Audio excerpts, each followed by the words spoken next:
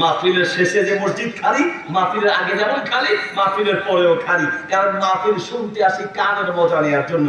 চট্টগ্রামে মাহফিল শেষ করে যাচ্ছে, যাওয়ার সময় বাজার একজনের সাথে দেখা, জিজ্ঞেস করছে বাজি গিয়ে হরে অবাজি ওয়াজুনি বেল্লা গিরাম ওয়াজ কেন ইয়ে এন ওয়াজ হইকে পরে ফানা গিয়ে ফললা ওয়াজের বক্তার সুর বোধ গম আসিল, বক্তা বোধ গম ওয়াজ হইকে পরে ফাড়িয়ে দিয়ে ফললার অবাজি ওয়াজ হইল না হুন্নি কেন লাগে বোধ গম লাগে তো দুই মিনিট হন আছে কি ওয়াজ করিয়ে বাজি ওয়াজ বোধ গম লাগে মানে কি ওয়াজ করিয়ে হন্য ভাইবো।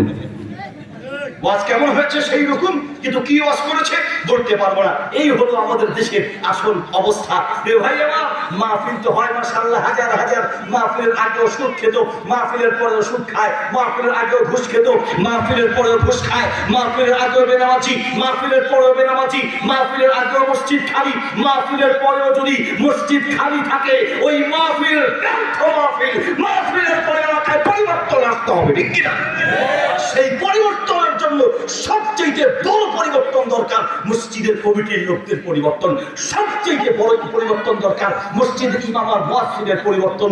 আমি তো বলি মসজিদের প্রত্যেকটা ইমাম সাহেব আর মসজিদের কমিটির লোক, এলাকার যুবকরা মিলে যদি উদ্যোগ নেয় আর মসজিদের কমিটি যদি সিদ্ধান্ত দেয়, ইমাম সাহেব যদি বলে যারা নামাজ পড়তে আসে না আমাদের ইমাম তাদের জানাজা পড়াতে যাবে না, যারা মসজিদে নামাজ পড়তে আসে না তাদের জানাজা আমাদের ইমাম পড়াতে যাবে না, ওই মানুষে ওই বাড়িতে আমাদের ইমাম সাহেব বিয়ে পড়াতে যাবে না, যেই বিয়ের অনুষ্ঠানে নাচ গান গায়ে হলুদের অনুষ্ঠানের নামে নোংরামি চলবে আমাদের ইমাম সাহেব সেই বিয়ে বাড়িতে বিয়ে পড়াতে যাবে না, নামাজ পড়তে না আসলে আমাদের ইমাম তার জানাজা পড়াবে না, কোন সুদখোর আর ঘুষখোরের জানাজা আমাদের ইমাম পড়াবে না। সিদ্ধান্ত যদি নেয় একদিনে সারা বাংলাদেশ পাল্টে যাবে, একদিনে পাল্টে যাবে, একদিনে।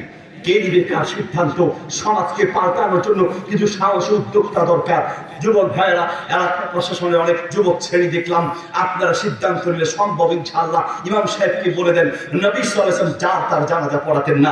আমি তো বলি না, হাদিস বুখারীতে আছে, কথা তো আমার নয়, হাদিস তিরমিজিতে আছে, মিশকাতে আছে, আত্মার জীবত্তার হিব কিতাব আছে, মুসনাদ আহমদে আছে, মুস্তাদরাক হাকিম আছে, সহিহ ইবনে হিব্বান আছে, সহিহুল জাম কিতাবে আছে, অসংখ্য হাদিসের কিতাবে দেখাতে পারবো নবী সাল্লাল্লাহু আলাইহি ওয়াসাল্লাম যার তার জানাজা পড়াতেন না। সুদ খায়, ঘুষ খায়, বেনামাজি, হারামখোর, তার জানাজা ইমাম সাহেব পড়াতে যায়। রাসূল সাল্লাল্লাহু আলাইহি ওয়াসাল্লাম জানাজার খাট সামনে আসলেই লম্বা কোনো লেকচার দিতেন না, অমুক নেতা তমুক নেতা, অমুক গিরি তমুক গিরি, কিসের গিরি আর কিসের নেতাগিরি, কথা বলবে তো ইমাম সাহেব বলবে। জানাজার খাট সামনে রেখে আল্লাহ নবী সাল্লাল্লাহু আলাইহি ওয়াসাল্লাম প্রথম বক্তব্য দিতেন আলাইহি দাইনুন, বড় তো এই লোকটার উপরে কেউ কি টাকা পাবে কিনা, কোন ঋণ আছে কিনা, যদি বলতো না আলাইহি দাইনুন অমুক অমুকের টাকা পাবে, নবী সাল্লাল্লাহু আলাইহি ওয়াসাল্লাম বলতেন সাল্লু আলা আখিকুম লা উসাল্লি, তোমরা জানাজা পড়াও, আমি নবী হারাম করে জানাজা পড়াতে পারি না, ঠিক কিনা? ঋণের টাকা পরিশোধ না হলে রাসূল সাল্লাল্লাহু আলাইহি ওয়াসাল্লাম জানাজা পড়াতেন না। কেন? আমাদের দেশে অমুক নেতা আপনি 2 মিনিট বলেন, অমুক দলের সভাপতি আপনি 2 মিনিট বলেন, অমুক দলের চেয়ারম্যান আপনি 2 মিনিট বলেন, এই 2 মিনিট করতে করতে পিছনে মুসল্লিরা পারে না যে জানাজার নামাজ রেখে ভেঙে যাবে, ঠিক কিনা? দেড়টার জানাজা, 2টার জানাজা হয় আড়াইটায়, আড়াইটাটা হয় 3টা, 4টাটা হয় 5টায়, মানে ঘন্টার পর ঘন্টা লেকচার দেয়। আর হুজুর যে লেকচার দিবে সেই যে কয় আপনারা সবাই দাঁড়ান, জানাজার নামাজ কেমনে পড়াইতে হবে বলে দিই। তাহলে কি হলো? বক্তব্য দেওয়া দরকার। ইমাম সাহেব কি বক্তব্য দিবেন? হ্যাঁ, এলাকার মসজিদের সভাপতি সাহেব, এলাকার মুরব্বী ক্ষমতাসীন যে আছে সে বক্তব্য দিবে। তার বক্তব্য কি হবে? প্রথম বক্তব্যের ধরন হবে যে এই লোকটার কাছে কেউ পাওনাদার থাকলে দাঁড়ান, পাওনাদারা হাত তুলবেন আর আপনি এখানে লম্বা লেকচার দিয়ে চলে যাবেন, পাওনাদাররা যোগাযোগ করবেন, আমরা ভাইয়েরা আছি, ছেলেরা আছি।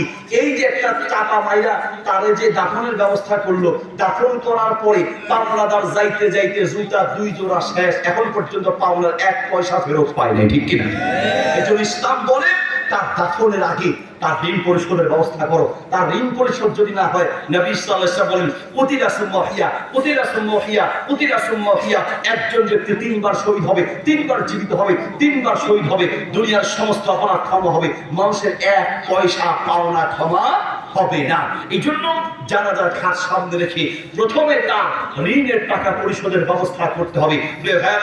বলতে চাচ্ছিলাম, যদি বেনামাজির জানাজা ইমাম সাহেব না করানোর সিদ্ধান্ত নেয় তো বাংলাদেশ ইনশাআল্লাহ একদিনে পাল্টে যাবে।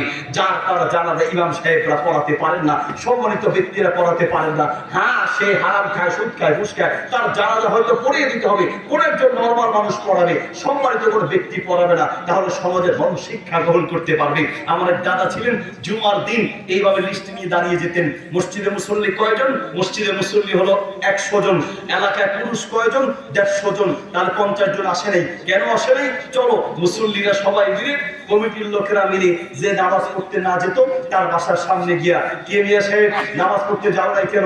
হুজুর ব্যস্ত ছিলাম, কাজে ছিলাম, যাইতে পারি নাই। ও কাজে ছিলা, যাইতে পারো নাই?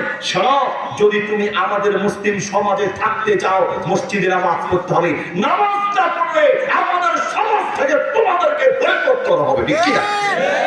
একদিনে দেশ পাল্টে যাবে, একদিন। প্রিয় ভাইয়েরা, বলতে চাচ্ছিলাম মসজিদে মুসল্লির সংখ্যা বাড়ানোর চেষ্টা করতে হবে।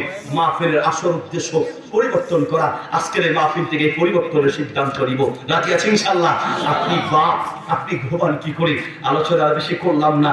কিয়ামতের মাঠে সুম্মা লা তুসআলুনা ইয়াওমা ইদিন আনিন নাঈম, 8 নম্বর আয়াতে আল্লাহ তাআলা বলেন, কিয়ামতের মাঠে তোমার নিয়ামত সম্পর্কে তোমাকে প্রশ্ন করা হবে। আপনার সন্তানটা আপনার জন্য একটা নিয়ামত। এই পৃথিবীতে একটা সন্তান তার মা বাবার জন্য যে কি পরিমাণ নিয়ামত, কষ্ট হচ্ছে আপনাদের না? বলবো আর একটু বলবো, একটা সন্তান আপনার জন্য যে কি পরিমাণ নিয়ামত। আমাদের সাথে লক্ষ কোটি টাকার মালিকরা দেখা সাক্ষাৎ করে, বিশ্বাস করেন, আমরা দেখি আল্লাহু আকবার, যার টাকা পয়সা যত বেশি আপনারা মনে করেন তার সুখ শান্তি তত বেশি। বিশ্বাস করেন, বল্লাহি বলছি, মাহফিলের উসিলায়, আর আমার আলহামদুলিল্লাহ গার্মেন্টস আছে, এই গার্মেন্টসের ব্যবসার উসিলায় হাজার কোটি টাকার মালিকদের সাথে আমাদের উঠা বসা হয়। আমরা দেখেছি যার টাকা পয়সা অর্থ সম্পদ যত বেশি তার অশান্তি, তার দুঃখ, তার কষ্ট তত বেশি। সুখ নেই, বল্লাহি বলছি, অর্থ সম্পদ আর ক্ষমতায় সুখ নেই। বিশ্বাস করেন, সুখ আর শান্তি মিনাল্লাহ। আল্লাহুম্মা আনতাস সালাম ওয়া মিনকাস সালাম, তাবারাকতা ইয়া যাল জালালি ওয়াল ইকরাম। আল্লাহ তুমি শান্তি, তোমার পক্ষ থেকে শান্তি আসে, তুমি শান্তিদাতা, শান্তি আল্লাহর পক্ষ থেকে আসে। বলতে চাচ্ছিলাম, হাজার শত কোটি টাকার মালিকরা আমাদের সাথে মাঝে মাঝে সাক্ষাৎ করে বলে, হুজুর টাকা আল্লাহ দিয়েছেন, অর্থ সম্পদ দিয়েছেন, কিন্তু একটা সন্তান হুজুর দেয় নেই। একটা সন্তানের জন্য শত কোটি টাকা খরচ করছে, টাকার পরে টাকার বান্ডিল খরচ করতে রাজি, কিন্তু ছেলে মেয়ে ইচ্ছে করলেই পাওয়া যায় না। ছেলে সন্তান আল্লাহর পক্ষ থেকে একটা বিশাল নিয়ামত। এই সন্তানের ব্যাপারে আপনাকে কিয়ামতের মাঠে প্রশ্ন করা হবে। নবী সাল্লাল্লাহু আলাইহি ওয়াসাল্লাম বলেন, হাদিস বুখারীতে আছে, মিশকাতে আছে, তিরমিজিতে আছে, কুল্লুকুম রাঈন ওয়া কুল্লুকুম মাসউলুন আন রাইয়াতিহি, তোমরা প্রত্যেকেই দায়িত্বশীল, তোমাদের সন্তানদের ব্যাপারে, অধীনস্থর ব্যাপারে তোমাকে প্রশ্ন করা হবে। নবী সাল্লাল্লাহু আলাইহি ওয়াসাল্লাম বলেন, হাদিস মুসনাদ আহমদে আছে, হাদিসটি মিশকাতুল মাসাবিহে আছে, তিনি বলেন, কুল্লু মাউলুদি ইউলাদু আলাল ফিতরা, প্রত্যেকটা সন্তান সততার উপরে জন্মগ্রহণ করে, ফাআবাওয়াহু ইউহাব্বিদানিহি ওয়া ইউনাসসিরানিহি ওয়া ইউমাজ্জিসানিহি, একটা সন্তানকে খারাপ বানায় তার মা আর বাবা।